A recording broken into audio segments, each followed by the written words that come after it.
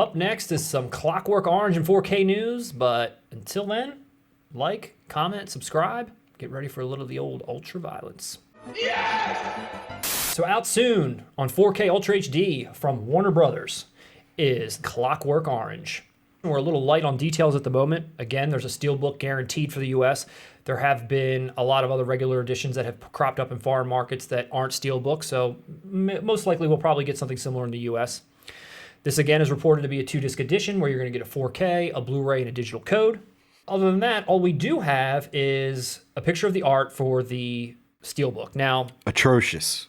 I don't have a deep connection to this film whatsoever. Oh, I do. And I know you do. And I was looking at this art, and the one thing that I do like is when they put slipcovers on Steelbooks. I think that's what this looks like. There's a lot of Best Buy stickers and 50 years of Clockwork Orange stickers on here, and I believe that's probably a slip that's over top of the steel. I do like when the little slip is added. That's a nice little touch. But the original art is iconic to me. And again, I'm not a huge fan of this film. I don't know it that well, but even just the original art, when you see it, you just know it. I don't know that this is doing the film an injustice. Russ, what do you think? Stick it up your ass! Good. I just think it's ugly. Yeah. I mean, obviously, Alex is the main character, but Jesus Christ, zoom out a little bit. Let me see the other three droogs. Like, that original artwork is iconic. Yeah. I mean, it's beautiful. Yep. It's potent. It does exactly what you want it to do. As someone who's been a huge fan of this film my entire life, you know, read the book, I don't know everything about this damn movie. What's going on with this cover? Again, we don't really know too much about the features, but there was a previous 40th anniversary edition that came out in a digibook back in 2011. Yes, that's the one I own. And I was going to say, that one was stacked. It's got every feature that had ever come before on a DVD or a Blu-ray. And in addition, it had an audio commentary. It had over 2 hours of featurettes. It had 2 new retrospective featurettes that were both in HD, over 30 minutes long. And it also had a 2.5-hour documentary spanning the career of Stanley Kubrick. I mean, that's the kind of supplemental material. Was it A Life in Pictures? Yeah, that's the kind of supplemental material that should be coming with films like this. So again, who knows if that's going to be included here or you're just going to have to hold on to it. I would be shocked if those features didn't make it over. Malcolm McDowell loves talking about this movie. Yep. So I would not be surprised to get another retrospective 50-year anniversary interview or featurette. That would be nice. 50 years, you know, 50 years. And I've only seen this movie one time. And I saw it when I was younger. I know that I could not possibly appreciate this movie for what it is based on when I saw it, and I would need to see it today. So, Russ, go off, King. What's hilarious for me, I got into this film when I was in the 8th grade. So I was about 13, maybe 14. The reason why I watched it, I had read in a biography that Kurt Cobain saw the movie, went out and read the book in one day at his local library. So being a big Nirvana fan, I was like, what is this? I want to check this out. I wasn't prepared for what I was about to witness. I agree. I saw it right around the same time. That's when I saw it also. And I can fully agree with you. I liked it a lot. And I immediately read the book. It took me a few years to wrap my head around the entire thing about what it is. Essentially, it poses the question, is violence inherent in mankind? And if so, can we cure it? And what's so stinking about it? That's a pretty big concept. That's a lot for a 13 or 14-year-old to wrap their head around. It was more the style and all that caught my eye at that age. It's funny, this film has a notorious history. The NC-17 rating when it came out, what happened in the UK with it being literally banned, pulled from cinemas. I would argue this movie, for the sake of violence being gratuitous, it is not gratuitous at all in this movie. It's the exact opposite. We need that violence in the first 50 minutes or so, how brutal it is. You need that, because what the plot is and what the question is then is, if we as the audience for a second think that he is not pure evil or has a conscience, we're not going to believe this technique. He has to be that remorseless. So we need this violence in this film. You're absolutely right, sir. Absolutely.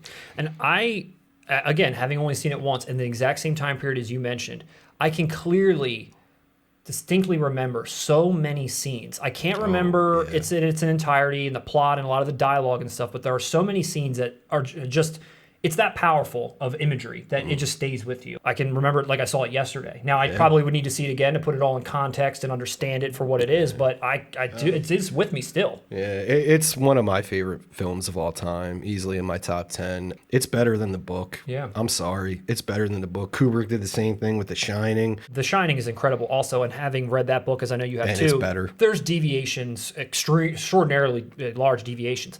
As far as this film is concerned, are there Kubrick touches that aren't even present within the book, like as far as what the characters look like, what they're doing? Oh yes, like actually, that kind of stuff? yes. Actually, the way they're described as looking in the novel is completely different. Yeah. And actually, when this film was when the rights were bought and they were trying to put it out, it was initially going to be a vehicle for the Rolling Stones. Mick Jagger was going to be Alex, and the Rolling Stones were going to play the Droogs. Yes. Okay. Probably the biggest change from the book to the film is the inclusion of "Singing in the Rain." That's not in the book. And the reason in the film, that's the shorthand of where the author figures out, hey, you're the dude who raped my wife in front of me and all that. In the book, it's different because that doesn't happen. But yeah, and that's a nice. But that Singing in the Rain scene, I mean, way to Iconic. take a song and just like iconic. And what's hilarious, you got to think this movie came out in '71. Singing in the Rain was like 1965 or something. It wasn't that far off. And dude, they were mad. They didn't want that. I'm sure. Fred Astaire and all that. They want that song associated with a gang rape. Yeah. I mean.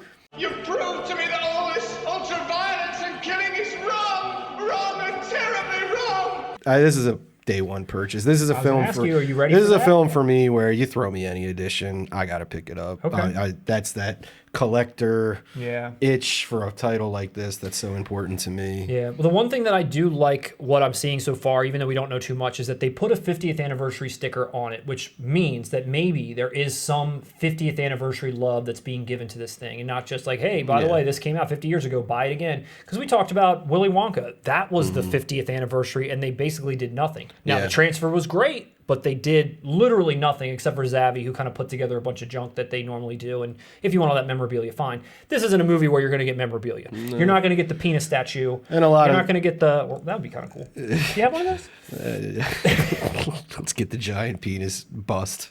Germany, get on it. Yes, get on it, Coke Media. Like I said, unfortunately, this is 50 years, so most of the Kubrick's gone. You know? Right. But Malcolm McDowell, he's still out there alive and kicking, and he knows this is the one that he will be remembered for. Yeah. He's immensely proud of it. I haven't seen this movie in such a long time. I feel like this is a movie that maybe I want to revisit just to refresh my memory on it. I don't know that I would go out and pick it up because I don't have that same affinity for it, but obviously it's a killer title. Obviously we're all proud and happy that it's coming out in 4K. It should be out in 4K. It should be celebrated in that way, and now's your chance to get that.